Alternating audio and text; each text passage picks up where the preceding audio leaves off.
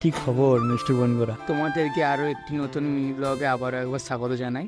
আজকে সকাল সকাল চলে এলাম ছাদে, কিন্তু আজকে হচ্ছে শ্রী শ্রী জগন্নাথ দেবের রথযাত্রা, তাই জগন্নাথ দেবের নাম নিয়ে আজকে ব্লগটা শুরু করছি। আকাশটা আজকে বেশ পরিষ্কার ছিল।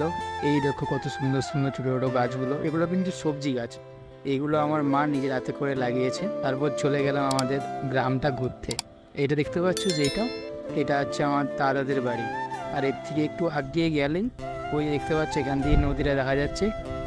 আর এই বৃষ্টি পুরো জল ভর্তি হয়ে গেছে মাঠে মাঠে। আর এইটা আমাদের গ্রামের মনসা মন্দির। তারপর চলো একটু মাঠের দিকে যাওয়া যায়। চলে এলাম মাঠে, দেখতে পাচ্ছ কত সুন্দর লাগছে, এই চারদিক সবুজে সবুজ। আর দেখো আকাশটা কত সুন্দর লাগছে।